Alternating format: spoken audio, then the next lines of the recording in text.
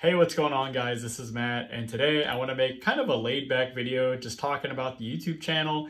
We recently hit 1,000 subscribers, so cheers to that, and thanks so much for everyone who watches the videos, likes the videos, engages with them, comments, and if you're subscribed, I really appreciate it. There's actually a lot I wanted to talk about in this video, so I kind of have an agenda. So the first thing I wanted to talk about is the channel and why I started it.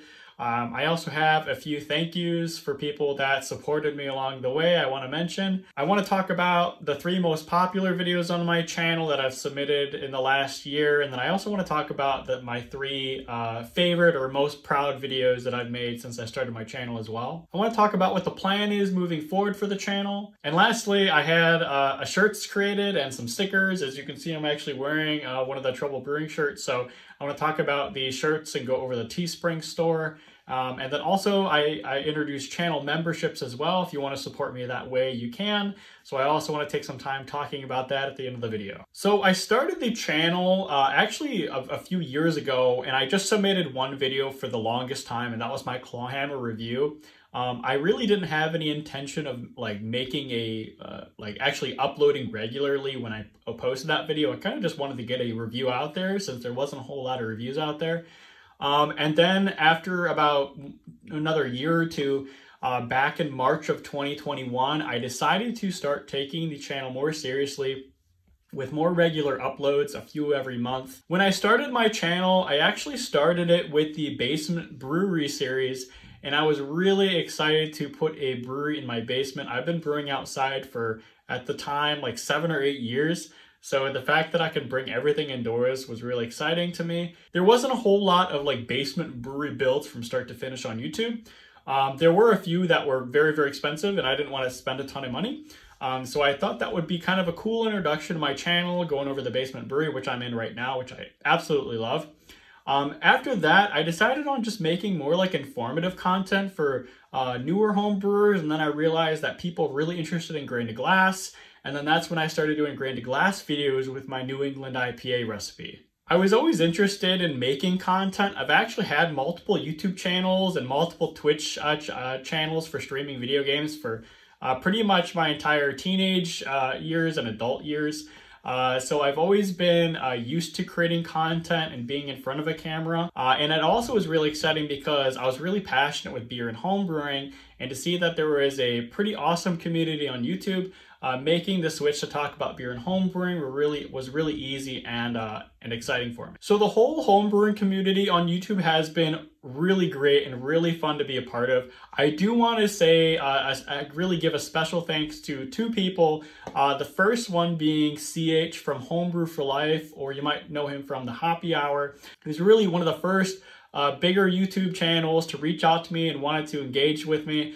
He invited me on his Hoppy Hour show, and ever since then I've been on 3 times, and every single time I've been on, it's been an absolute blast. But I wanted to say thank you, CH. He was a big help with gaining my first big chunk of subscribers. The other person I wanted to thank you is Kyle from Clawhammer. Kyle and the Clawhammer team made a how to brew beer video about 4 months ago, and they premiered my channel on that video, which was very surprising to me considering at the time I think I was only at 700 subs.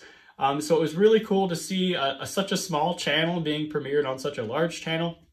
That was also very helpful for my YouTube channel. So I also want to say thank you to the Clawhammer team for doing that shout out. That really helped me out in my YouTube channel. Next, I want to talk about the 3 most popular videos on my channel. And I just kind of talk about what my thoughts were with creating them. So the most popular video on my channel is the Clawhammer review video. It's also the oldest video on my channel. I think it's around 3 years old, which might have something to do with why it's has the most views on my channel. But I actually made that video, again, not with the expectation of really making a YouTube channel out of that video. It was more just because I thought there wasn't a whole lot of reviews on the Clawhammer system. The second most popular video on my channel is me reviewing all the electric brew-in-a-bag systems. I created a spreadsheet that really goes over all the specs of the Clawhammer system and all really the electric brew-in-a-bag systems in general. I really like doing research on things. I like doing product reviews, and I like diving into the nitty-gritty stuff. And I figured that I wanted to kind of create a resource for people that are new to the hobby or that are interested in electric brew in a bag to really just have like a one-stop shop to compare all the systems together. The third most popular video on my channel is the low oxygen transfer method, and it's probably popular because I'm using a lot of buzzwords in the title, like cheapest and easiest, which probably help out with the algorithm. But really, I just wanted to share with people a cheap and easy way to move beer from your fermenter to your keg without mixing a lot of oxygen in. There's a lot of videos online that talk about the same thing. I didn't invent that method or anything like that. I just wanted to show people on my channel what I do for my system. Next, I want to talk about my 3 most favorite videos that I've created on my YouTube channel. And the first one is my DIY keg monitoring system. I spent about like 4 to 6 weeks on that video, from planning to writing the code to chatting with people on Reddit and YouTube, and then prototyping it, getting it working, and then getting it installed and making sure it's working for the video. It took a lot of time. I don't think I've ever spent that much time on a video, and I'm really proud of the way it turned out. It's very similar to the Play-Doh system, if you're familiar with that, the keg scales you can put in your freezer, but it's just something that I made. The next video I want to mention is not even really a video, it's a series. It's my basement brewery, the DIY brewery series. Again, like I mentioned in the beginning of the video, it's really the my first introduction to the home brewing YouTube space. And it's also another passion of mine, is just renovating houses or doing housework. And I like to work with my hands. I like to build things. So I'm happy I got to share that with people. It was a lot of fun to do that. And I live in Michigan here, so it's cold about half the year. So taking all my stuff from freezing during the winter brew days and pulling them inside, it's really made this hobby a lot more enjoyable for me. The last video I want to mention is the Imperial Stout grain to glass video, and the reason why that specific video is important to me and special to me is because my wife was actually in it. My wife has never brewed a batch of beer from start to finish. She knows the process well because she hears me talking about it all the time. Since we started dating, I've been brewing the whole time. So it was cool for her to get involved in a hobby I feel passionate about, and also feel brave enough to go on YouTube and then talk about the tasting notes at the end of the video. Next, I want to talk about what the plan is for the YouTube channel. And I can tell you that there really isn't going to be too much of a change when it comes to this year than it was last year.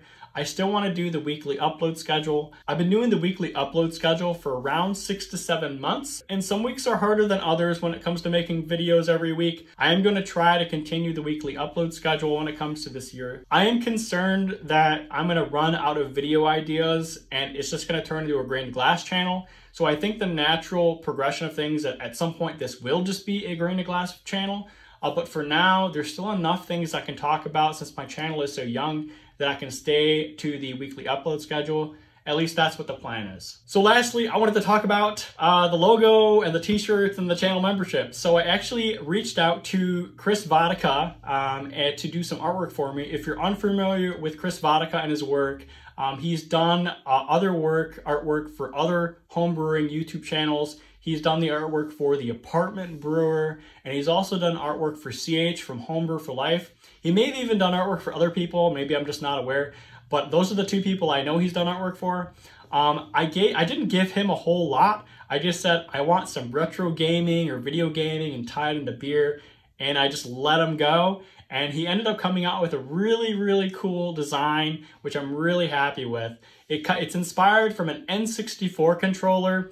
If you look at the t-shirt, it's kind of hard to see in the camera, but I'll put a picture of what the t-shirt looks like. But it kind of has all the color variations of the N64. So I thought this was a really fun design that Chris came up with. But I also have pullover hoodies, zip-up hoodies, and I also have stickers, some die-cut stickers, which I thought were a lot of fun. And they obviously there's a bunch of color variations there as well. So if you're interested in the logo and you like the logo and you want to support me and my channel, check out the Teespring store. I hopefully got something there for everyone. Chris also mentioned that he's okay with me sharing his contact information if you'd like to reach out and have him do some artwork for you. So check the description out. I'll have his Instagram and his email, so you can go ahead and reach out to him.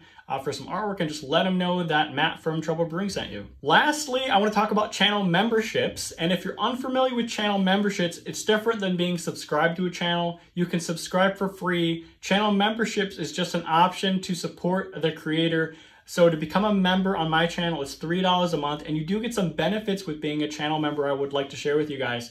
So the first thing is you get in my chat the ability to use emotes. I have 4 unique emotes that I have, so you can use those and spam them in my chat or spam them in my comment section if you are a channel member. You also get a badge next to your name to show how many months you've been subscribed to my YouTube channel. And additionally, I'd like to do something extra and shout out my channel members in the beginning of all my videos, just as a special thank you to the people who decide to support me in that way. So you can look for it if you would like to become a channel member. I'm gonna have a little text box that pops up in the beginning of all my videos of all my channel members as just a special thank you. But that about covers it, guys. Thanks so much for watching. Thanks for the 1,000 subscribers. It was a blast making content for you guys. I can't wait to make more videos in the future. Thanks so much for watching, and I'll see you in the next one.